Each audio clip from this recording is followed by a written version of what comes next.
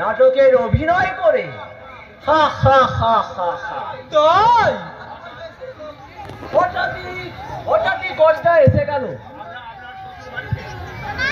আমরা আপনার শ্বশুর বাড়িতে গেলাম, ওনারা বললেন আপনি বাড়িতে নেই, বাইরে গেছেন। বাধ্য হয়ে আপনাকে ছাড়াই চলে যেতে হলো। আমি কি করে বলি, শালা ওটা আমার নাটক নয়, শ্রী ভাস্করের নাটক। আমি শ্রী ভাস্কর নই। কি ভাবছেন ডাক্তার বাবু? কিছু না। এই নায়িকা কিরকম অভিনয় করলো, একবারে জ্বালিয়ে দিয়েছে মশাই। আসলে 3 দিন নাটক হওয়ার কথা ছিল, 4th দিন যেই দল যাওয়ার কথা ছিল সে দল কিন্তু আসেনি। বাধ্য হয়ে ওনারা আমাদের বললেন এই রাতটা আপনারা হয়ে নাটকটা করে দিতে হবে, খরচা বাবদ আমরা 200 টাকা দেব। এই টাকা নিয়ে অভিনয় করে আসলেন? আপনাদের বুকের পাটা আছে মশাই, তাও আবার এই কম্পিটিশনে। আমরা কি করেছি স্যার? করেছেন তো আপনি। নাটকটা আপনি এমনই লিখেছেন, একবারে সমাজের ছবি। ভালো কথা। হ্যাঁ ভালো কথা। আপনার যাওয়ার কথা ছিল ওখানে, কিন্তু আপনি তো জানেন নাট্যকারের সেরা পুরস্কার আপনি পেয়েছেন। হা হা হা হা হা হা। তাই? কি আনন্দ! এই এতদিনের স্বীকৃতি পেলাম তাহলে। এই আসলে আমার তো কোনো ব্যাকিং নেই।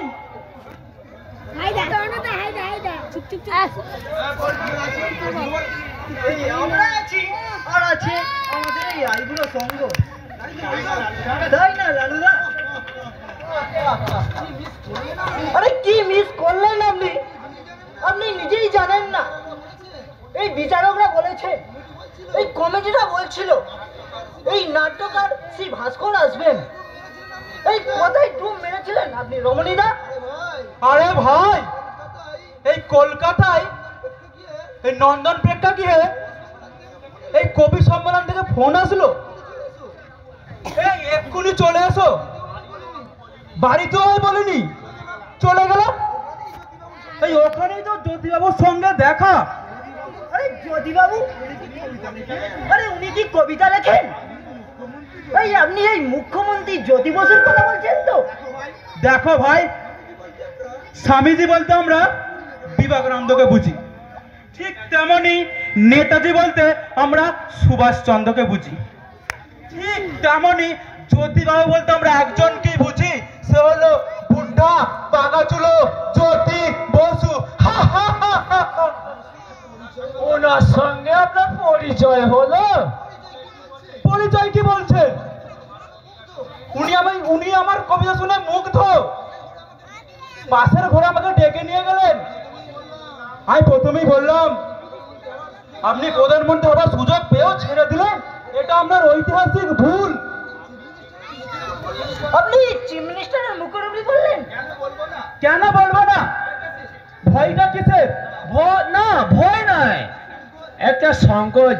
যতই হোক উনি একটা চাপড়ে দিয়ে বললেন, তোমার বুকের পাঠা আছে রমণী। এই আজ পর্যন্ত কোন সাংবাদিক আমার সামনে দাঁড়িয়ে এত কথা বলার সাহস করেনি।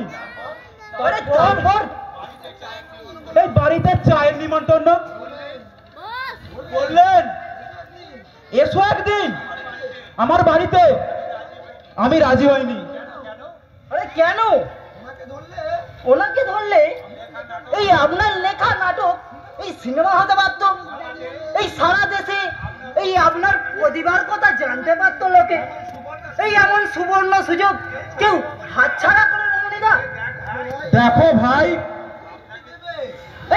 আপনাকে কি দেবে এই আমাদের এই ছোট্ট শহর? আপনি কলকাতায় চলে যান, সেখানে নাম যশ অর্থ সবই পাবেন আপনি।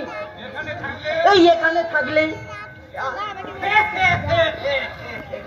এই যে ভাই রমণীকান্ত, তোমার কি খিদে তেষ্টা বলে কিছুই নেই? এই বেলা কত হলো খেয়াল আছে? আরে চলো চলো, খাবে চলো, বাড়ি চলো। আরে ভূতি আমাকে বললেন এই তোমার নাচ জামাই রাগ করেছে দাদু, ওকে ধরে নিয়েছে দাদু। আরে কি বলছেন দাদু? আপনার নাতনি আমাকে? আরে ভাই এই ভুল তো এই মানুষই করে। আরে ভুল শুধু ভূতি নয়, আমিও করেছি।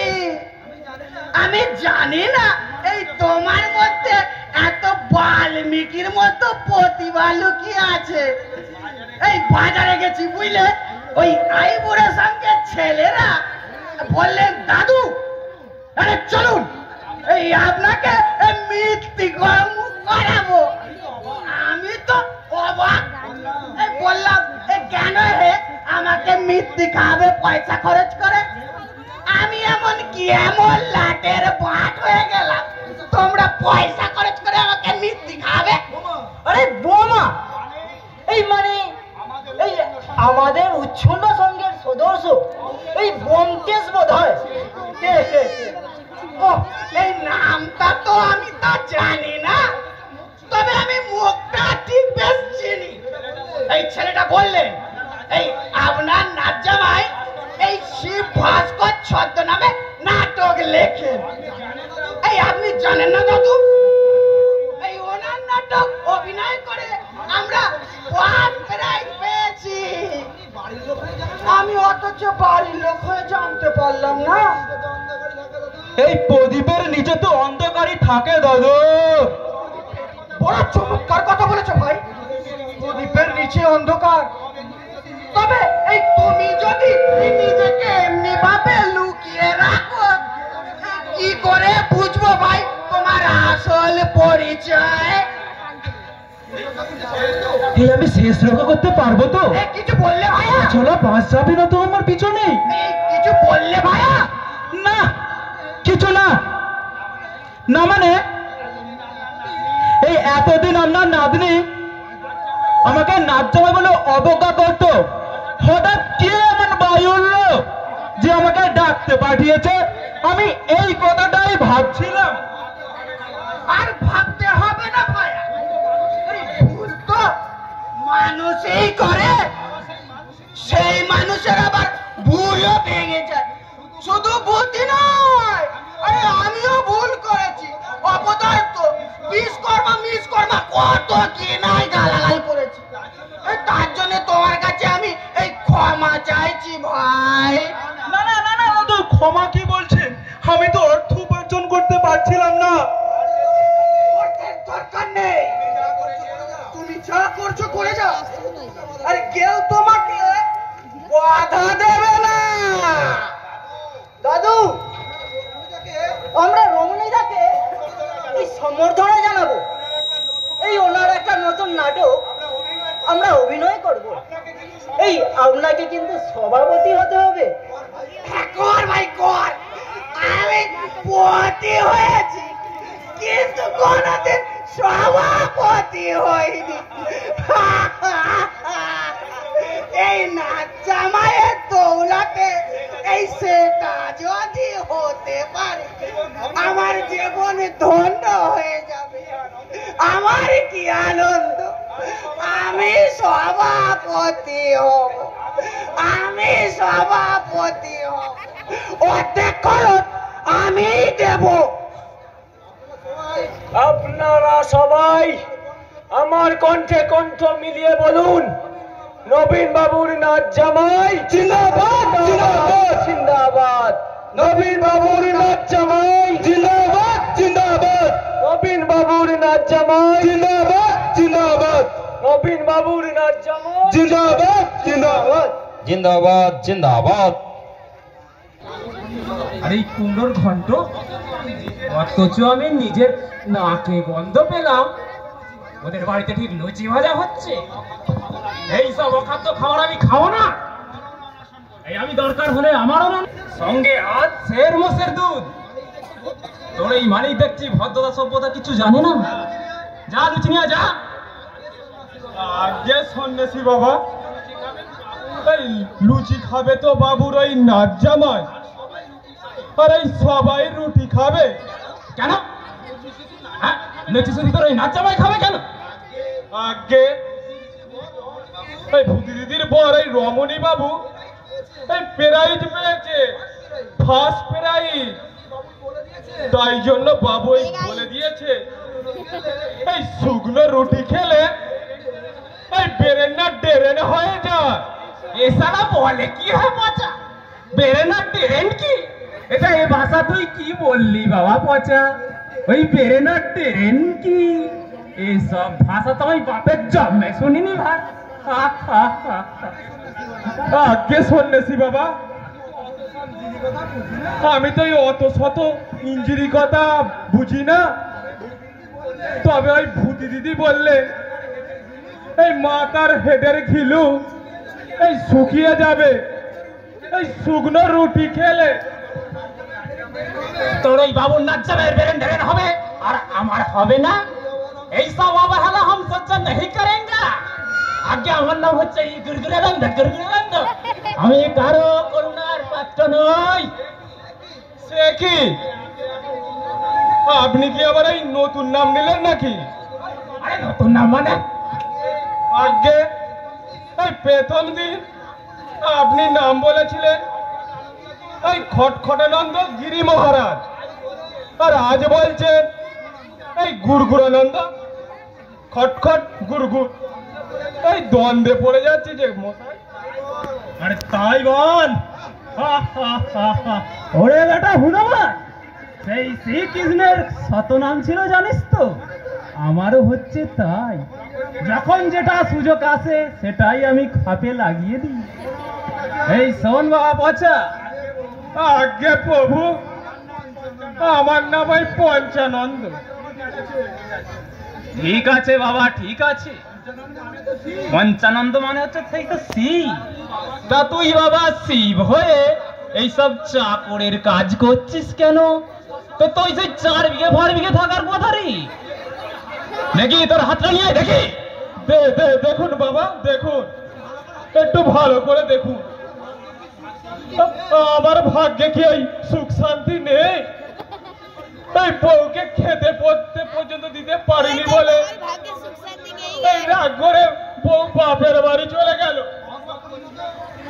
তুই বক বক করিস না তো। তুই যদি সব বলে দিবি, আমি তাহলে কি বলবো রে? আজ্ঞে না, এই বউয়ের জন্য কি না করেছি। এই বাবা মা এমনকি ছোট ছোট ভাই বোনেদের ছেড়ে এই বউ নিয়ে আলাদা হয়ে গেলাম, আর সেই বউ আমার ল্যাং মেরে বাপের বাড়ি চলে গেল। তোর শনি দশা চলছে রে পচা। রাহুপতি গুণ, এই দুর্ঘটনায় তোর মৃত্যু পর্যন্ত হতে পারতো। কি বলছেন বাবু, আমি মরে যাব? না না, আমি মরতে চাই না। এই খেন্তির শেষ না দেখে আমি মরতে চাই না। এই খেন্তির বিশ্বাসঘাতকতায় শান্তি না দিয়ে আমি মরতে পারবো না, আমি মরতে চাই না। আরে কি রে, এইসব তুই মেয়ে ছেলের মতো ভেউ ভেউ ভেউ ভেউ করে কাঁদছিস কেন রে? তুই এরম কাপুরুষ কেন রে? আরে একটা বউ গেছে, এই 10টা বউ পাবি তুই।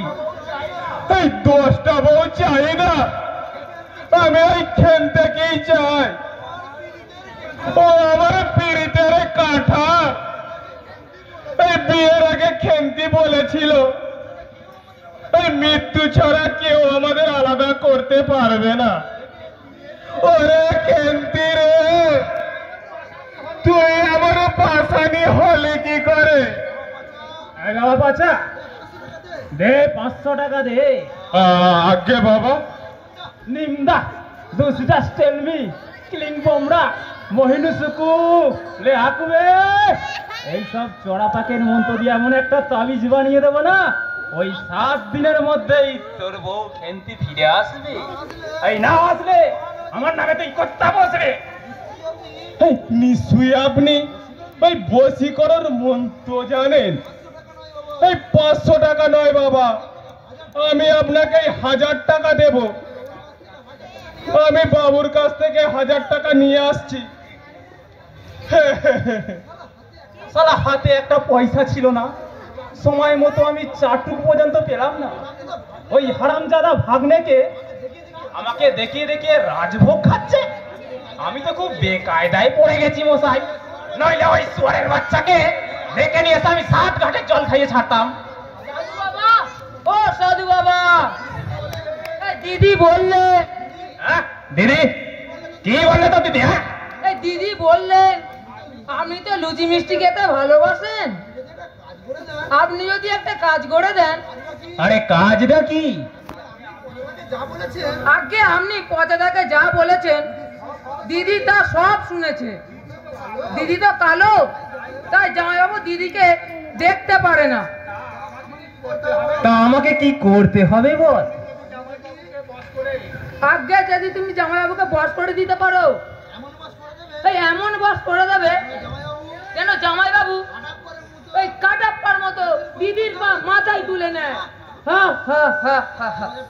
আরে 2000 টাকা লাগবে, সেই সঙ্গে রোজ আবার সেই গন্ডদাসে ঘিয়ে ভাজা লুচি আর বড় বড় রাজভোগ। ওসবের জন্য আপনি চিন্তা করবেন না, দিদির হাতেই সংসার। দাদুর মাইনেবে সব কটা দিদির হাতে তুলে দেয়। আপনি তাহলে তাবিজ বানিয়ে দিচ্ছেন তো? আরে এইসব কিছু নিয়ম আছে তো। ওই ভূতিকে বলবে কাল ভাদ্র মাসে অমাবস্যা তিথি, ওই সারাদিন ভূতি যেন উপবাস করে থাকে, আবার সন্ধ্যার পর নিরামিষ আহার। আমি কাল রাত্রে যজ্ঞ করব, টাকাটা আমার আজই চাই। বেশ তাই দেব, তবে এই সব কথা যেন কাক পক্ষীয় টের না পায়। সালা যে খায় চিনি জোগায় তাকে ওই চিন্তা মনে। ওই হাতে আমি 2000 টাকা পেলে না বেশ কিছুদিন কবজি ডুবিয়ে খেতে পারতাম।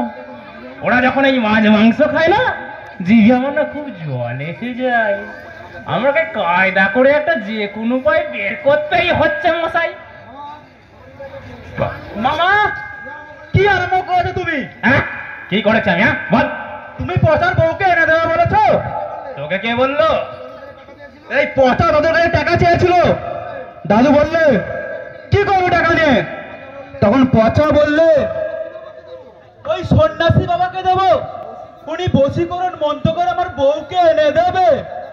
এই সব ধাপ্পাবাজি দেবার কি দরকার মামা তোমার? তুই মালটা ধাপ্পা দিস না মানুষকে। তুই মালটা কি ভালো? দেখ মামা, যার নাম ভাঙিয়ে ধাপ্পা দিচ্ছিস, এই বলতে পারবি তার কতগুলো নাটক? কেউ যদি তোকে চ্যালেঞ্জ করে বলে তখন তো তুই লেজি গোবরে হয়ে যাবি রে। তাই শোন মামা শোন, আমরা এমন একটা ছোট্ট টুনটুনি শহরে আছি যেখানে আমাকে চ্যালেঞ্জ জানাবার মতন কেউ নেই। আর আর আমি যদি তোর হাটে হাঁড়িটা ভেঙে দিই তখন তুই সামলাতে পারবি তো? মামা তুমি বোকা চ চ চ চ চ কালিদাস। আরে কালিদাস, হ্যাঁ হ্যাঁ বোকা কালিদাস।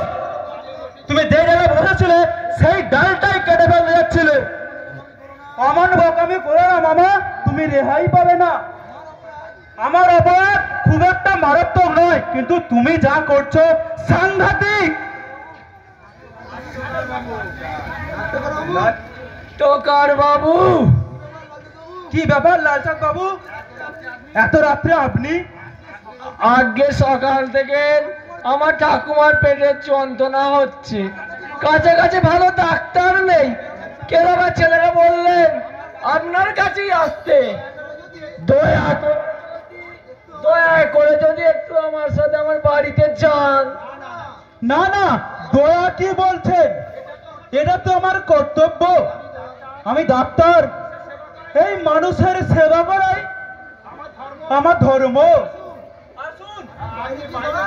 আপনি বাইরে গিয়ে দাঁড়ান, আমি ব্যাগটা নিয়েই আসছি। আপনার খাওয়া দাওয়া হয়েছে ডাক্তার বাবু? না, তাহলে আপনি খেয়ে নিন, আমি অপেক্ষা করছি। লালচাঁদ বাবু, সংকটাপন্ন রোগী যেখানে, আর আমি খেতে বসবো, এতটা অমানুষ আপনি ভাবলেন কি করে আমাকে?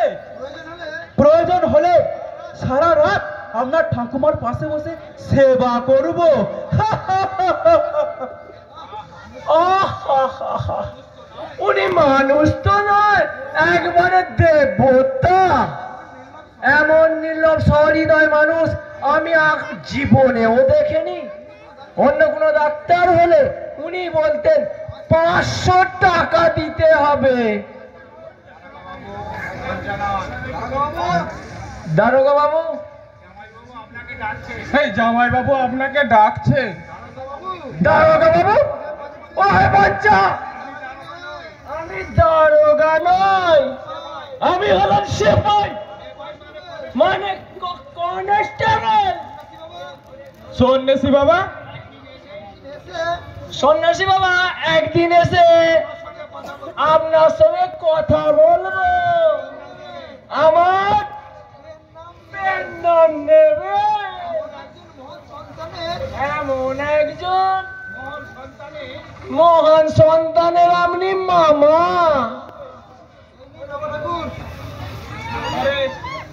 দিন বাবা ঠাকুর, তুমি রমণীকে বলেছো? আমি এই তাবিজ দিয়ে তোমার বউকে বশ করিয়ে দেব। আপনার দিব্যি বাবা ঠাকুর, আমি জামাই বাবুকে বলিনি এই কর্তা বাবুর কাছে টাকা পাবো, তাই চাইলাম, আর উনি তো সেখানেই ছিলেন।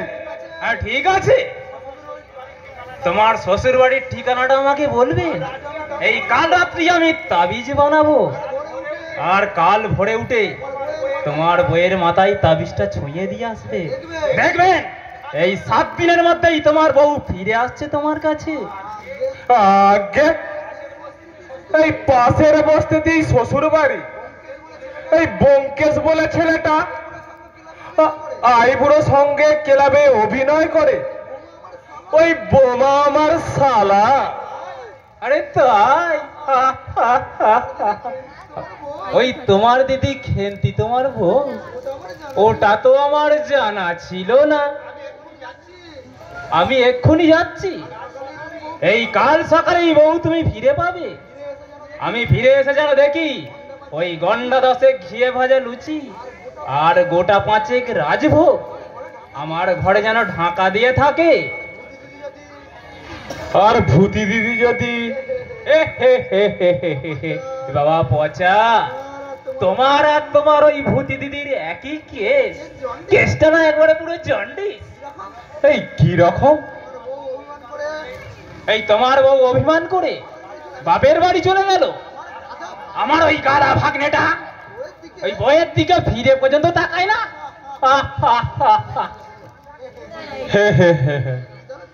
এই খেন্তি তাহলে ফিরে আসবে? এই তখন কি বলবো আমি? এই পায়ে ধরে ক্ষমা চাইবো? এই কবি নেহি, আমি তো পুরুষ মানুষ, এই ক্ষমা চাইবো কেন ওই বইয়ের কাছে?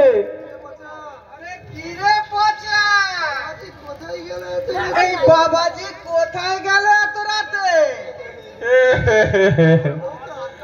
আমার বউকে আনতে গেছে কর্তা বাবু। আরে সে কি রে বেটা, শালা তুই তো নিজেই বলেছিলি এই অমন বউয়ের মুখ দর্শন করবি না, তা হঠাৎ সন্ন্যাসী বাবাকে পাঠিয়ে বউ আনতে গেলি কেন? আপনি তো জানেন কর্তা বাবু, এই পাকে পড়লে এই গাধাকেও দাদা বলতে হয়। তুই কি এমন পাকে পড়লি?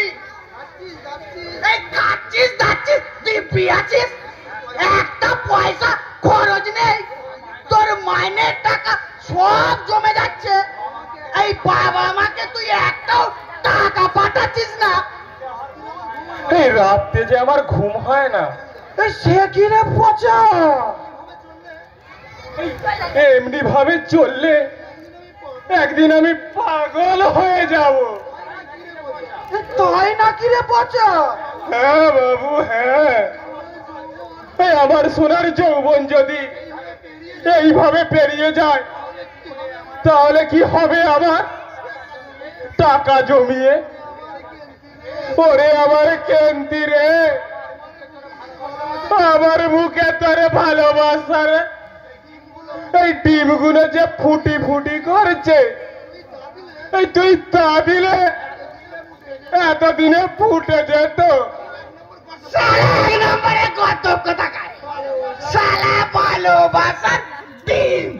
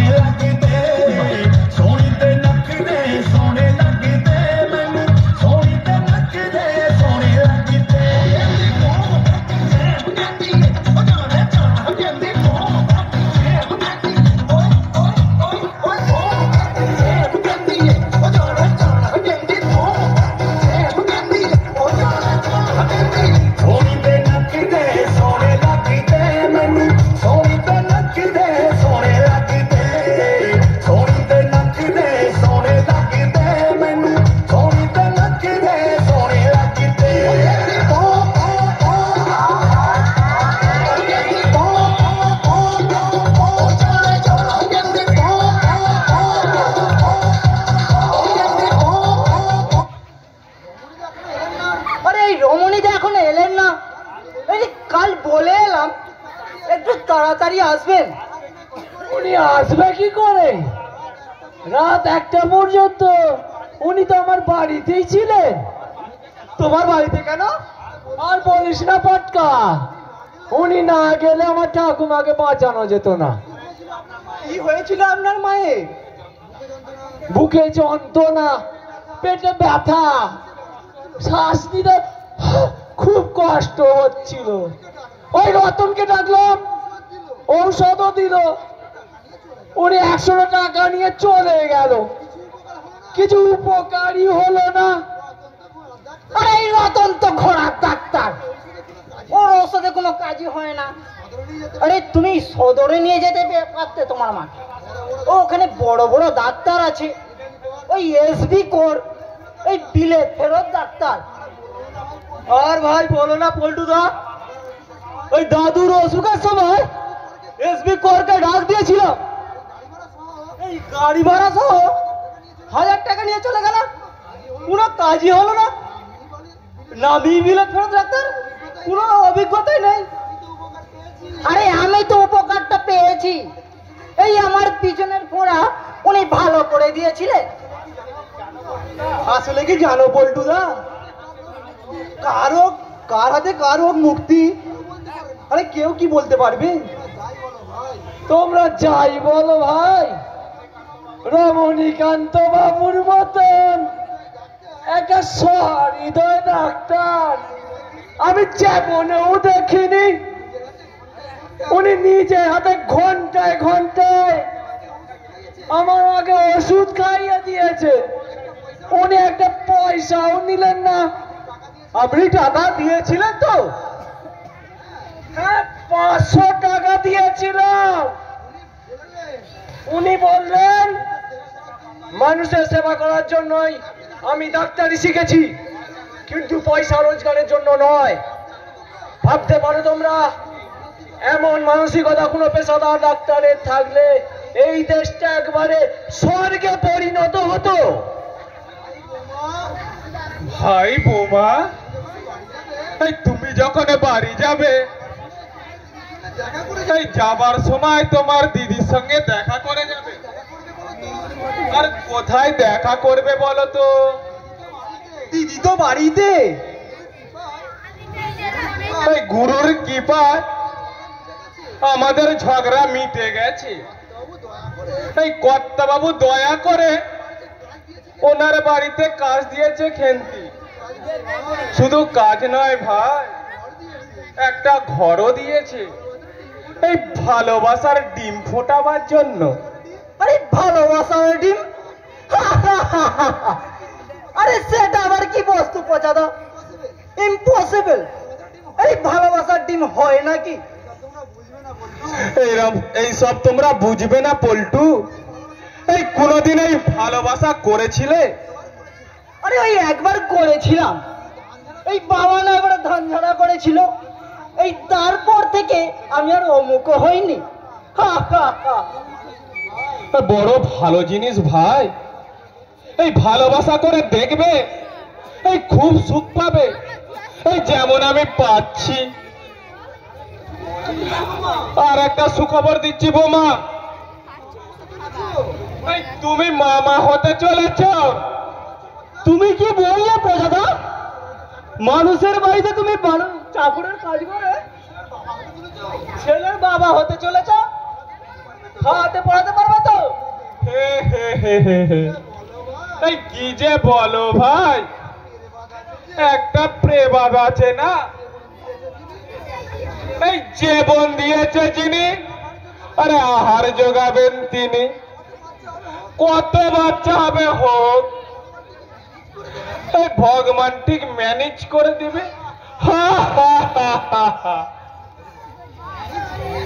আরে ম্যানেজ আবার কি? আরে বোধহয় ম্যানেজ বলতে চেয়েছিল পচাদা। আরে লেখাপড়া জানে না, অথচ ইংরেজি বলা চাই। হ্যাঁ শোনো তোমরা, এই পরেল পাড়ার ছেলেরা বলছিল এই তোমাদের টিমটা তো বেশ ভালো, এবার তোমরা যাত্রা করতে পারো। যাত্রা